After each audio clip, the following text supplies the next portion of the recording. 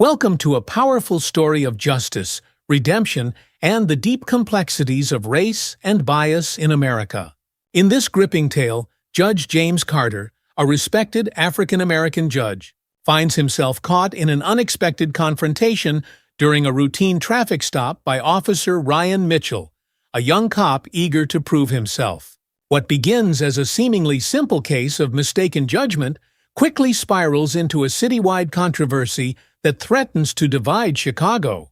As tensions rise and the courtroom becomes a battleground for truth, both men are forced to confront their own beliefs, biases, and the broken system that has shaped their lives. Will justice prevail, or will this case expose deeper flaws within the legal system?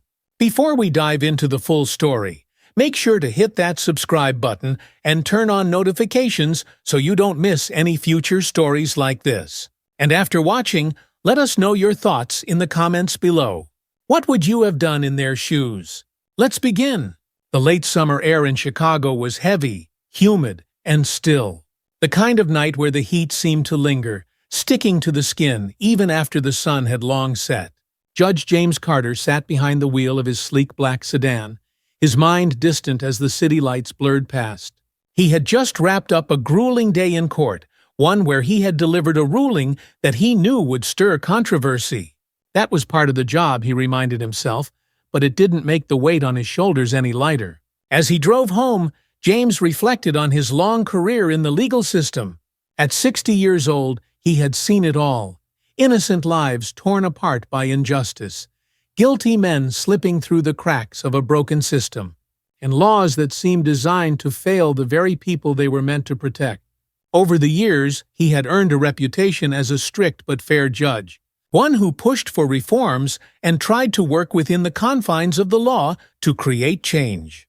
Yet, he often wondered if the changes he fought for would ever truly take hold. His hands gripped the steering wheel a little tighter as he turned onto a quiet street in the upscale neighborhood where he lived. The streets were empty at this hour, save for a few parked cars and the occasional pedestrian walking a dog. His home, a stately brownstone, wasn't far now. Just a few more minutes, and he would be able to relax, unwind, and maybe share a glass of wine with Angela, his wife of 35 years. But the night wouldn't go as smoothly as he hoped. James noticed the flashing red and blue lights in his rearview mirror just a moment before he heard the blare of a police siren. His immediate reaction was confusion. He hadn't been speeding, he hadn't run a red light or a stop sign, and his car's registration was up to date. What could possibly be the reason for him being pulled over? He let out a slow breath and signaled, pulling his car to the side of the road. The cruiser followed, stopping just a few feet behind him. James watched in his mirror as a young white officer stepped out of the police car and approached his vehicle. The officer's body language was tense, authoritative, with his hand resting lightly on his holstered gun. It was an all-too-familiar sight. The name Officer Ryan Mitchell was stitched onto the front of the officer's uniform. From the way he carried himself, James could tell Mitchell was relatively new to the force, young, eager, and possibly looking to make an impression on his superiors. Ryan couldn't have been more than in his mid-20s, a sharp contrast to James's age and experience. "Here we go," James muttered under his breath, feeling the familiar stirrings of frustration. Over the years, despite his position, he had encountered enough traffic stops based on little more than assumptions about his appearance. Being a black man in an expensive car in the middle of the night was often enough to raise suspicion, even if he had done nothing wrong. Ryan Mitchell tapped on the driver's side window, and James rolled it down. The officer's expression was stern, his tone clipped. "License and registration, please." James met Ryan's eyes calmly. "Good evening, officer. May I ask why I'm being pulled over?" Ryan didn't answer right away. Instead, his gaze flicked over James and the interior of the car, as if looking for some indication of wrongdoing. The judge's tailored suit and the cleanliness of the vehicle didn't seem to sway his initial suspicion. "There was an issue with how you came through the intersection back there," Ryan said, his voice steady but slightly aggressive. "I need to see your license and registration." James raised an eyebrow. He knew he had stopped at the sign. He was always careful, especially when driving through his neighborhood. But now wasn't the time to argue.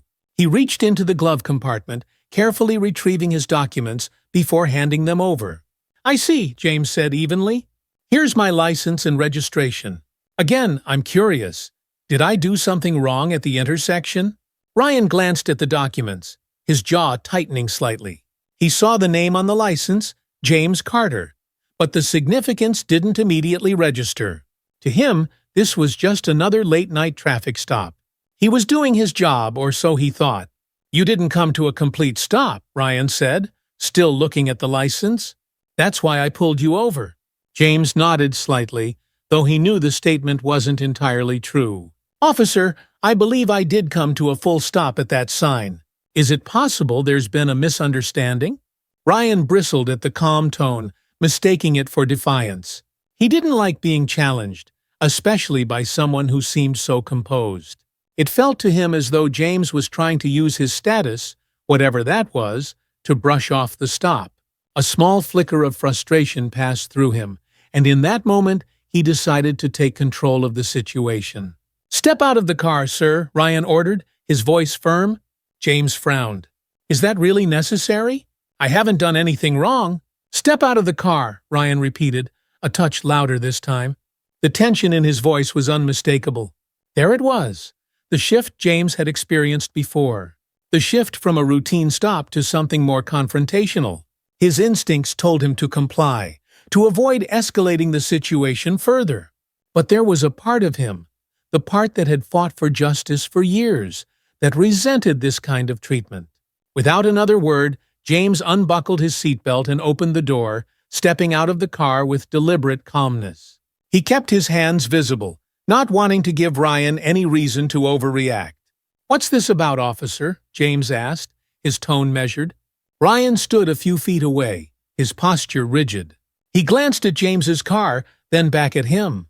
"Just a routine check, sir. Stay right there." James's frustration simmered beneath the surface, but he kept his composure.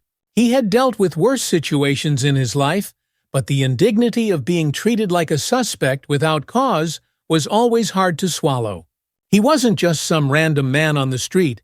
He was a judge, a man who had dedicated his life to upholding the law.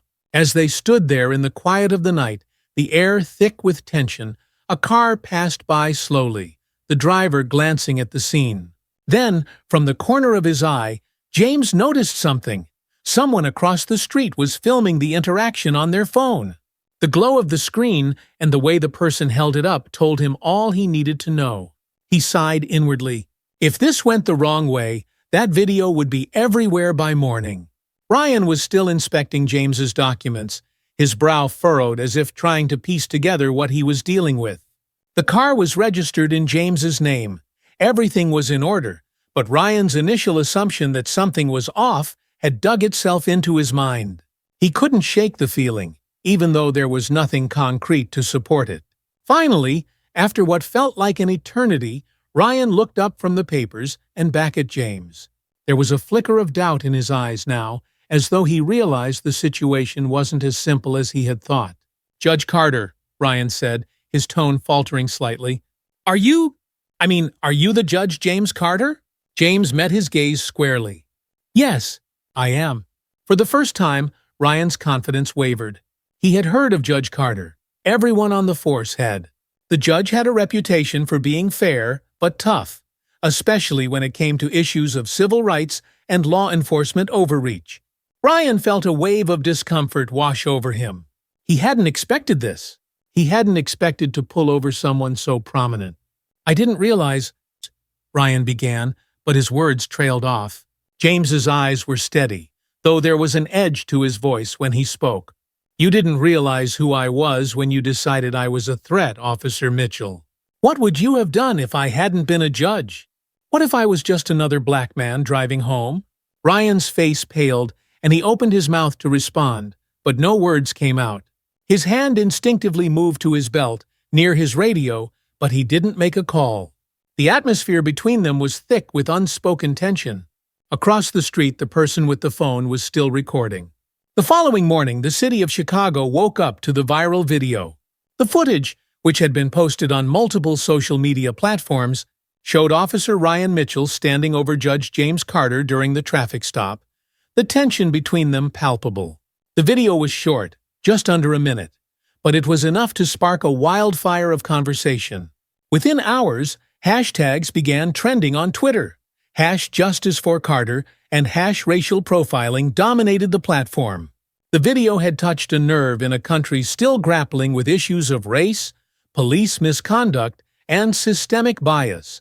The comments under the video ranged from support for Judge Carter to fierce defense of Officer Mitchell, with both sides accusing the other of blowing the situation out of proportion. In his quiet kitchen, James Carter sat at the breakfast table with his wife Angela, their usual morning routine disrupted by the buzzing of his phone. Calls, texts, and emails poured in from concerned friends, colleagues, and even reporters. Angela sat across from him, her face etched with worry as she scrolled through the news on her tablet. "They're all talking about it, James," she said quietly. "This video, it's everywhere." James set his phone down with a sigh. "I know. I didn't want this to become a spectacle. I just wanted to get home." Angela reached across the table and took his hand. "You've always been careful. You've always been the one to stay calm. But this feels different. People are angry. And it's not just about you." She was right. This wasn't just about him. The video had become a symbol of something much larger, an example of the kind of racial profiling that had long plagued communities across the country. Even though the situation hadn't escalated to violence, the fact that it had happened to someone like James, a respected judge, only amplified the outrage. Meanwhile, across town, Officer Ryan Mitchell sat in the small, cramped kitchen of his apartment, staring at his phone in disbelief. He had seen the video, he had read the comments, and now he was starting to understand the gravity of what had happened. The police station had called him early that morning, informing him that he had been placed on administrative leave pending an internal investigation. It was standard procedure, they said, but Ryan knew what it really meant. The department was covering its bases, trying to get ahead of the public backlash. He had been thrown under the bus, at least temporarily. His father, David Mitchell, a retired cop himself, had called earlier to offer his support. "This is just a political stunt," David had said over the phone. "You did everything by the book, Ryan. Don't let them make you feel like you did something wrong." But the words hadn't provided the comfort Ryan had hoped for. He had watched the video a dozen times now, each viewing making him more uncomfortable. The way he had treated Judge Carter, the assumptions he had made without realizing it, were becoming clearer in hindsight. He didn't want to admit it, but deep down, Ryan knew he had acted out of bias. He had stopped Carter because of a vague suspicion that the car didn't fit in the neighborhood. He hadn't had a valid reason to pull him over, and now he was paying the price for it. But even as the doubt gnawed at him, there was a part of Ryan that still believed he had been doing his job. He hadn't meant to profile Carter. It had just happened. Ryan's phone buzzed with another notification. He didn't want to look at it. He couldn't stand reading more of the hateful messages that had flooded his social media. Some called him a racist, others demanded he be fired, and a few even threatened violence. He was trapped in a nightmare of his own making, and there didn't seem to be any way out. The ripple effect of the viral video extended far beyond James and Ryan's personal lives. Within days, the story was being discussed on national news networks, with commentators on both sides weighing in on the incident. Some defended Officer Mitchell, claiming that he had simply been doing his job and that the reaction to the video was overblown. Others pointed to the stop as a clear example of racial profiling, a symptom of the larger problem of systemic racism in law enforcement. Protests began to form outside the 21st District Police Station, where Ryan had worked. Hundreds of people gathered, holding signs that read, "No justice, no peace," and "End racial profiling now." The crowd was diverse, made up of people from all walks of life who had been drawn together by their shared frustration with the justice system. For many of the protesters, James Carter's experience was not unique. It was just another chapter in a long history of injustice. One of the leaders of the protests was Zoe Williams, a young activist who had been involved in local police reform efforts for years. She was passionate, articulate, and determined to use the momentum of the moment to push for real change. Standing on a makeshift stage in front of the police station, she addressed the crowd through a megaphone, her voice carrying over the sea of people. "We're not here just for Judge Carter," Zoe said, her tone impassioned. "We're here for every black man and woman who has been stopped, questioned, and treated like a criminal simply because of the color of their skin. This has to stop. The system has to change." The crowd roared in agreement, their voices rising in unison. The energy was electric, fueled by anger but also by hope. They believed that this could be the moment when real change happened, that the attention the case was getting could finally force the city to act. Inside the police station, Captain Michael Hernandez, a 30-year veteran of the force, watched the protests from his office window. He had been fielding calls from the mayor's office all morning, each one more urgent than the last. The department was in full crisis mode, scrambling to control the narrative and prevent the situation from spiraling out of control. Hernandez knew Ryan Mitchell well. He was a young, eager officer who had shown promise. But now, Ryan had become the face of a national controversy, and there was little the department could do to protect him from the fallout. Public relations disasters like this could sink careers and taint the entire department. They needed to tread carefully. "Get Mitchell in here," Hernandez ordered his assistant. "We need to figure out our next steps." As Ryan sat stiffly in Hernandez's office later that afternoon, the weight of the situation fully hit him. The captain was stern, his face lined with frustration as he tossed a tablet onto the desk in front of Ryan. "Do you have any idea what you've done?" Hernandez demanded. "This video is everywhere. The city's in an uproar. The mayor's breathing down my neck, and half the department is ready to hang you out to dry." Ryan swallowed hard, his throat dry. "I didn't mean for any of this to happen, Captain. I was just doing my job." Hernandez's eyes narrowed. "Your job? Your job is to serve and protect, Mitchell, not to escalate a routine traffic stop into a national scandal. Judge Carter is a respected man in this city. You should have known better." Ryan slumped in his chair, the captain's words hitting him like a sledgehammer. He felt trapped, suffocated by the enormity of the situation. The walls were closing in, and there was no escape. Hernandez sighed, rubbing his temples. "Look, I don't know how this is going to play out, but right now, you're suspended without pay pending the investigation. You need to get a lawyer, and you need to lay low until this blow over." Ryan's heart sank. "Suspended? But Captain, Hernandez raised a hand, cutting him off. "There's nothing more I can do for you, Mitchell. This has gotten too big. The department has to cover its own back, and right now, you're a liability."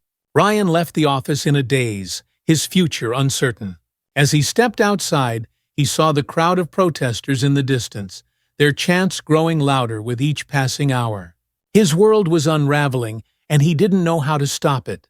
The stage was set for a battle that would engulf the entire city. A battle over justice, bias, and the future of law enforcement in Chicago. James Carter, once a quiet advocate for reform, now found himself at the center of a movement far larger than himself. And Ryan Mitchell, a young officer caught in the crossfire, would have to confront his own role in a broken system. The storm was just beginning. The city of Chicago was no stranger to public outcry, but this time it felt different. The video of Judge James Carter's encounter with Officer Ryan Mitchell had ignited a firestorm that could not be easily extinguished.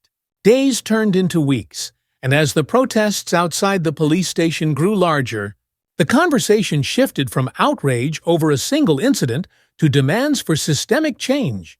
The story was no longer about just one traffic stop. It had become a symbol of something much deeper. After much deliberation and conversations with his family and legal team, Judge Carter made a decision that would change the trajectory of his life. He would file a civil rights lawsuit against the Chicago Police Department. The lawsuit wasn't about financial compensation. Carter's aim was to force the department to confront its deep-seated issues with bias and reform its practices. His demands included mandatory racial bias training, increased accountability for officers involved in misconduct, and new de-escalation protocols. The announcement of the lawsuit came in the form of a press conference held in front of the courthouse. Flanked by his attorney Daniel Matthews, a respected civil rights lawyer and his longtime friend, Carter stood before a sea of reporters, their microphones thrust forward, cameras rolling as they vied for the best angle. Judge Carter took a deep breath before addressing the crowd. "This lawsuit is not just about what happened to me," he said, his voice calm yet authoritative. "It is about the countless others who do not have the platform or privilege to seek justice for the wrongs committed against them. It is about holding our institutions accountable and demanding that they protect and serve all citizens, not just some." His words echoed in the minds of those listening, striking a chord with many who had experienced or witnessed similar injustices. The lawsuit sent shockwaves through the city's legal and political landscape, and within hours it was the lead story on every major news network. That evening, James returned home to a quiet dinner with his wife Angela and his granddaughter Maya, who had come to visit after hearing about the lawsuit. The three sat together, sharing a meal, but the weight of the day's events hung over them like a cloud. "I'm proud of you, Grandpa," Maya said softly, her eyes full of admiration. "You're doing what so many people wish they could do." James smiled gently, but there was a heaviness in his heart. "Thank you, Maya, but I didn't do this for praise. I did it because it was necessary. I just hope it makes a difference." Angela reached across the table, placing her hand over his. "It will? Change doesn't happen overnight, but it happens because of moments like this. You're not just fighting for yourself. You're fighting for the future." James nodded, though his thoughts were still clouded with uncertainty. He had spent his entire career working within the system, trying to change it from the inside. Now, for the first time, he was taking the system to court, a move that felt both empowering and daunting. Meanwhile, in a modest apartment across town, Ryan Mitchell sat at his kitchen table, staring at the legal notice he had just received. It was official. He was being named as a defendant in Judge Carter's lawsuit. His hands trembled slightly as he set the letter down. He knew this was coming, but seeing it in black and white made it all the more real. His lawyer, Emily Stewart, had warned him to be prepared for a long and difficult battle. Emily was a young, ambitious attorney who had taken on Ryan's case, seeing it as a challenge that could make or break her career. She was smart, driven, and determined to win, but even she knew the odds were stacked against them. That night, Emily called Ryan to discuss their next steps. "We're going to argue that you followed protocol," she explained, her tone businesslike. "We'll emphasize that you had no way of knowing who Judge Carter was at the time, and that your actions were based on your training and concerns for safety." Ryan sighed, running a hand through his hair. "I wasn't trying to do anything wrong, Emily. I don't know how things got so out of control." Emily paused, her voice softening. "I know. But this case is bigger than you now. We have to focus on what's ahead. The department's under fire, and they're going to distance themselves from you if this gets worse. You need to stay focused and follow my lead." Ryan nodded, though doubt gnawed at him. He had always seen himself as one of the good guys, someone who upheld the law and protected his community. But now, the line between right and wrong felt blurred, and he wasn't sure where he stood. The courtroom was filled to capacity on the first day of the trial, with reporters, activists, and ordinary citizens packed into the wooden benches. Outside, the protests continued, with demonstrators waving signs and chanting for justice. It was clear that the outcome of this case would have far-reaching consequences, not just for the Chicago Police Department, but for law enforcement agencies across the country.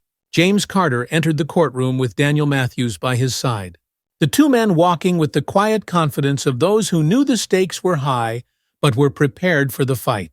Daniel had been practicing law for decades, specializing in civil rights cases, and he was more than ready to take on the police department. He had spent weeks gathering evidence, interviewing witnesses, and preparing a case that would expose the systemic issues within the department.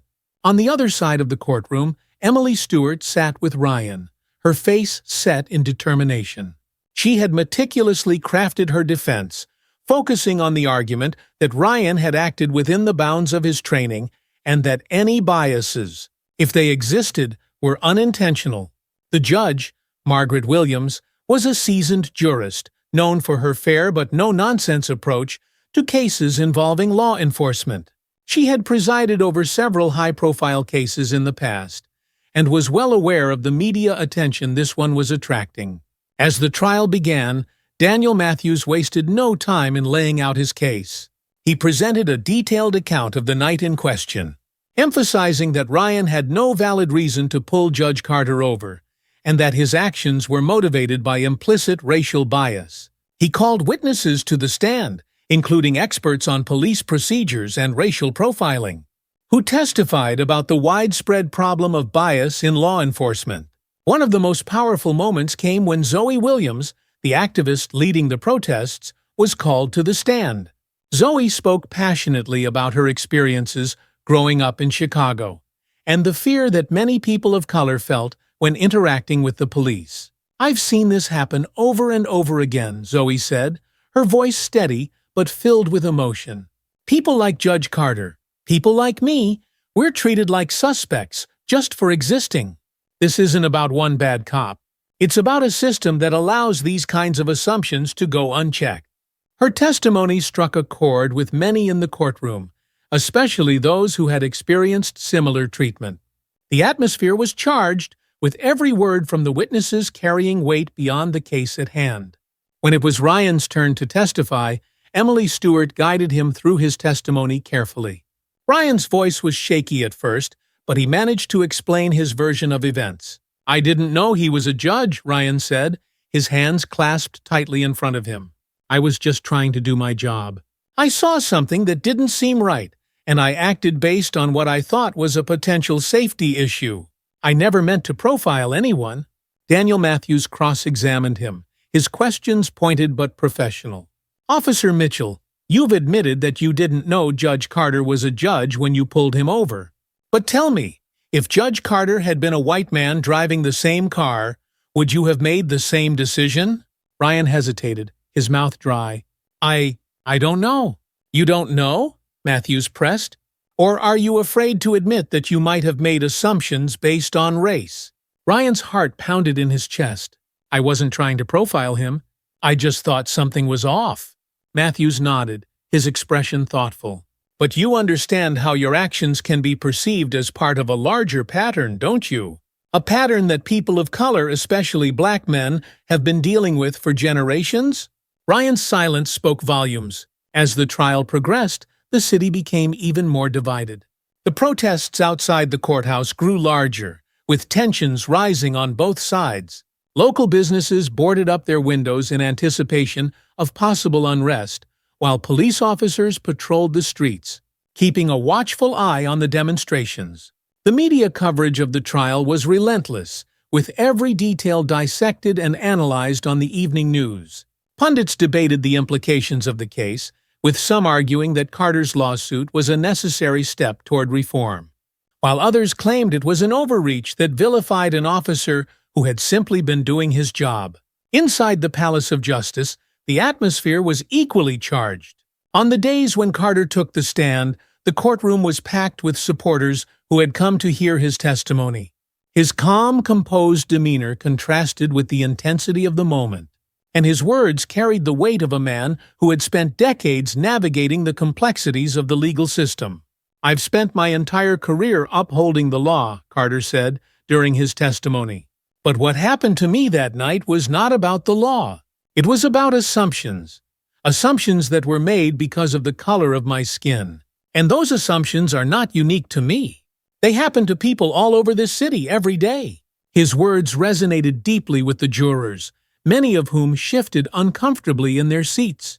They were hearing not just a legal argument, but a personal story that spoke to the broader issues of racial injustice in America. Back at home, James's family watched the trial unfold with a mix of pride and concern. Angela had always been his biggest supporter, but even she worried about the toll this was taking on him.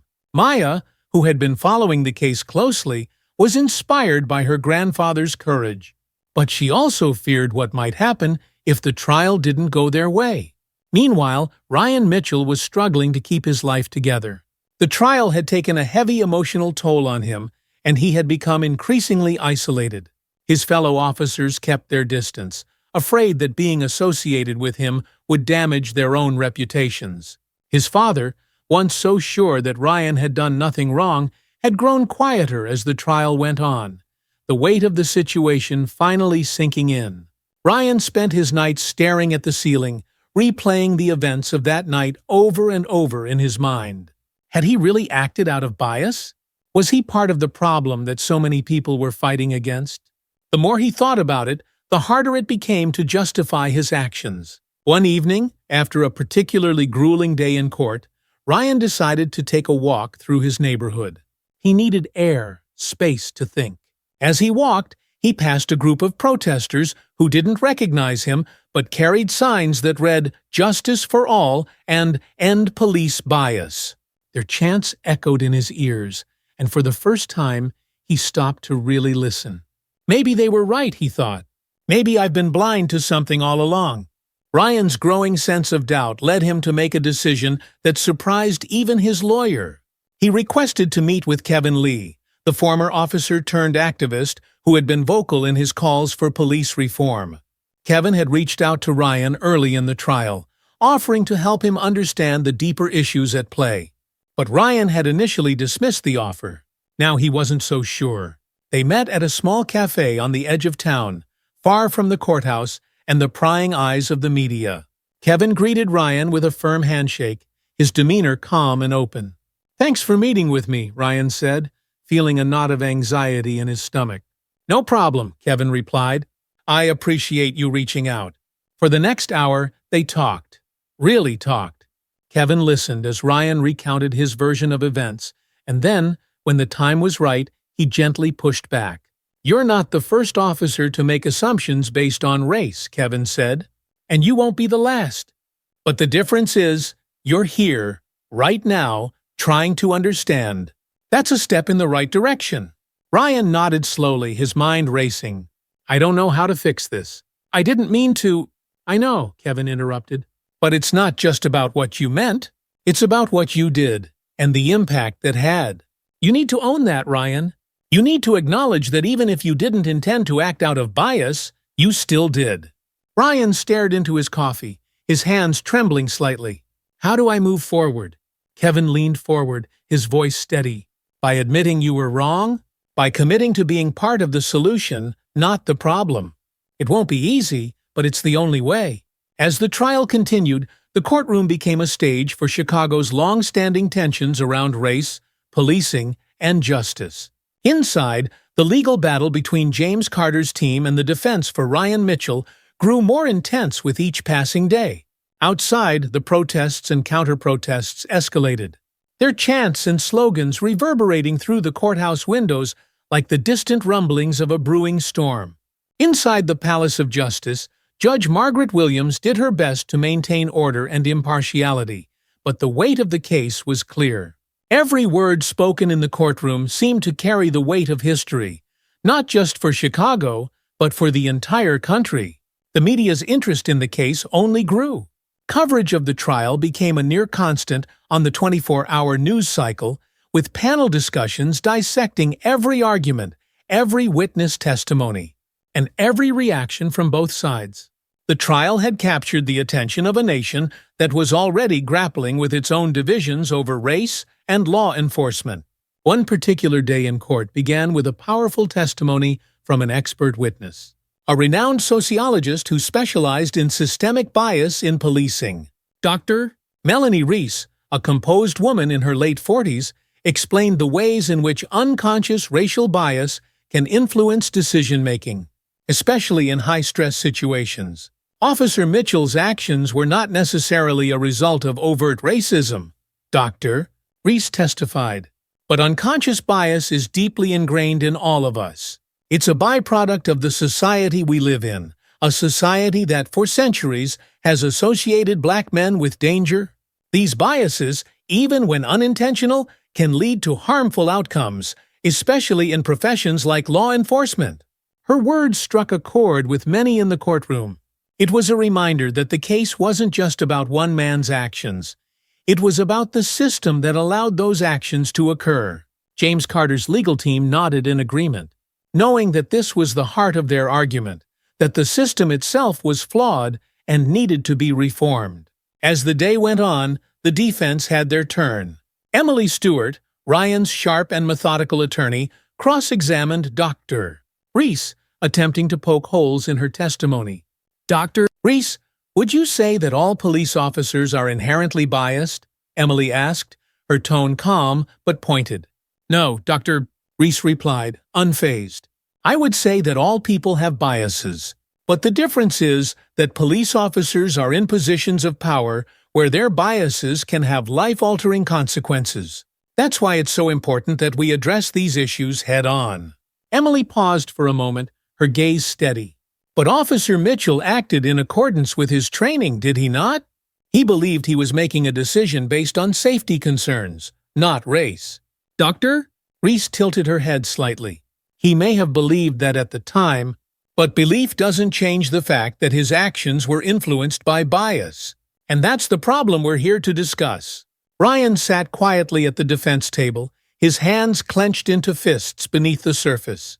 The pressure was overwhelming. Every word spoken about his decision-making process felt like another weight added to his shoulders. He wanted to stand up and shout that he wasn't a racist, that he was just doing his job. But deep down, he was beginning to question his own motives. As the court adjourned for the day, Ryan's thoughts were clouded with doubt. He couldn't escape the feeling that maybe, just maybe, he had been wrong all along. The trial had been going on for nearly 2 weeks, and the tension inside the courthouse was at its peak. The nation watched as the case unfolded, and both sides prepared for what was shaping up to be a climactic final week. The prosecution was about to present its closing arguments, and the defense was doing everything in its power to keep the tide from turning against them. But the real turning point didn't happen in the courtroom. One evening, after a particularly exhausting day in court, Ryan Mitchell received a phone call from an unexpected person. Kevin Lee, the former officer-turned-activist who Ryan had met with earlier. Kevin had been following the trial closely, and he had seen the shift in Ryan's demeanor.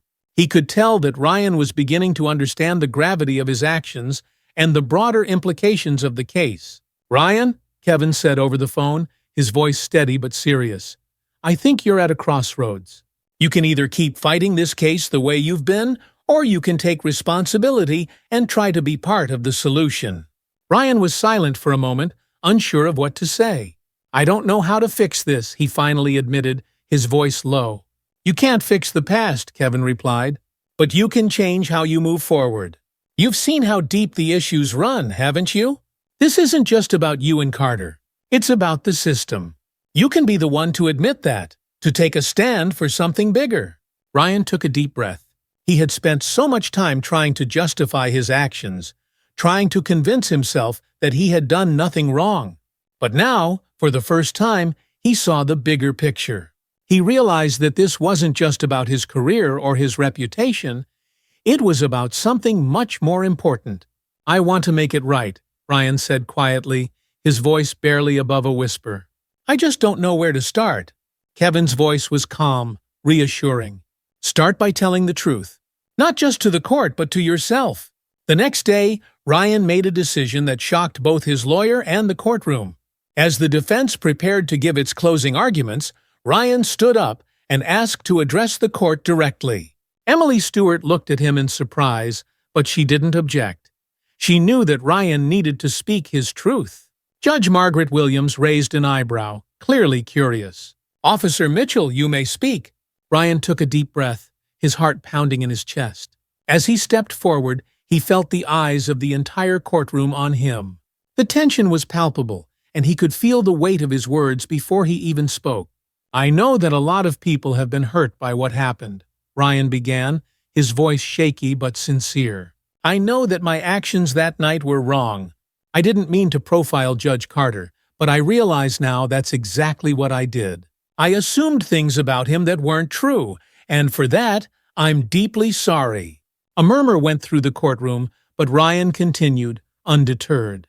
"I've spent the last few weeks thinking about the bigger picture, about the system that I've been a part of for my whole career. I used to think that I was just doing my job, that I wasn't part of the problem. But I see now that it's more complicated than that. I see now that I was blind to my own biases, and that those biases hurt people. People like Judge Carter." Judge Carter, sitting at his table with Daniel Matthews, looked up at Ryan, his expression unreadable. "I'm not asking for forgiveness," Ryan said, his voice growing steadier. "I know I have a long way to go before I can even begin to make amends. But I want to be part of the change that people are fighting for. I want to help fix the system that's broken. And I'm willing to take responsibility for my actions, both in this case and in the broader conversation about how we can make policing better." When Ryan finished, the courtroom was silent. Even Emily seemed taken aback by his honesty. Judge Williams, ever the professional, remained composed, but there was a hint of approval in her eyes. After a moment, Daniel Matthews stood. "Your Honor, we appreciate Officer Mitchell's statement. We believe it reflects the very heart of what this case is about: accountability, growth, and the need for systemic change. We hope this court will take his words into consideration as we move forward."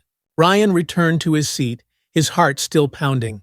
He didn't know what would come next, but for the first time in weeks, he felt like he was on the right path. The final days of the trial were a blur of closing arguments, media frenzy, and anticipation. Both sides had made their cases, and now it was up to the jury to decide what the future would hold. When the day of the verdict finally arrived, the courthouse was packed. Reporters crowded the steps outside, their cameras trained on the entrance, waiting for the moment when the decision would be announced. Inside, the atmosphere was thick with tension. The jurors filed into the courtroom, their expressions serious as they took their seats. Judge Williams called the court to order, and the room fell silent. The foreman of the jury stood, holding a small piece of paper that contained the fate of both James Carter and Ryan Mitchell. "We, the jury, find the defendant, Officer Ryan Mitchell, responsible for the violation of Judge Carter's civil rights," the foreman read, his voice steady. "We recommend that the Chicago Police Department be held accountable for its failure to properly train its officers in racial bias and de-escalation techniques." A ripple of emotion went through the courtroom. Carter remained composed, though there was a slight nod of satisfaction as he absorbed the verdict. Ryan sat quietly, processing the weight of what had just been decided. He had known this was coming, but hearing it out loud made it real. Judge Williams addressed the court. "This ruling represents more than just the actions of one officer. It reflects the need for systemic change within our law enforcement institutions. It is my hope that this case serves as a catalyst for that change." With that, the trial was over. The media frenzy continued outside, with reporters swarming both Carter and Mitchell as they left the courthouse. But for both men, the case had been about more than just winning or losing. It had been about the broader conversation that was now happening across the country. In the days that followed, the Chicago Police Department announced plans to implement mandatory racial bias training and new de-escalation protocols. The case had forced the department to confront its own failures, and while the road ahead was long, the first steps toward reform had been taken. A year had passed since the trial, and the city of Chicago had begun to heal. The protests had quieted, but the conversation about police reform continued. The department had implemented new training programs, and while progress was slow, there were signs of change. James Carter had returned to his work as a judge, though his role in the trial had cemented his place as a leader in the fight for justice. He had become a mentor to young activists like Zoe Williams, offering guidance and support as they continued their work to hold institutions accountable. One afternoon, James sat in his office reflecting on the past year. The fight for justice had not been easy, and there were still many battles ahead. But for the first time in a long while, he felt hopeful. The trial had forced the city to confront its own flaws, and while the change was incremental, it was real. Across town, Ryan Mitchell had found a new purpose. After the trial, he had resigned from the police force and joined Kevin Lee's nonprofit organization, working to train new officers in racial bias awareness and de-escalation tactics. It wasn't an easy path, but it was the right one. As Ryan stood in front of a group of young recruits, he shared his own story, not as a cautionary tale, but as a lesson in growth and responsibility. "We all have biases," Ryan said, his voice steady. "What matters is how we address them. The job isn't just about enforcing the law, it's about protecting the people we serve. And that means treating everyone with respect, no matter who they are." The recruits listened intently, and Ryan felt a sense of pride. He was no longer the man who had made assumptions based on fear. He was part of the solution now, and that was all he had ever wanted. As the sun set over Chicago, both James Carter and Ryan Mitchell knew that their journey was far from over. But they had taken the first steps toward a better future. And for now, that was enough. As the sun dipped below the horizon, casting long shadows across the city streets, James Carter and Ryan Mitchell both reflected on the journey they had taken. The road ahead was long, and the fight for justice far from over, but there was hope. Hope that change was possible, one step at a time. If you were moved by their story, consider joining the conversation. Hit the subscribe button and turn on notifications to stay updated on the next chapter in this important fight for justice. Your voice matters in the journey toward a fairer world, and together we can keep pushing for the change we need.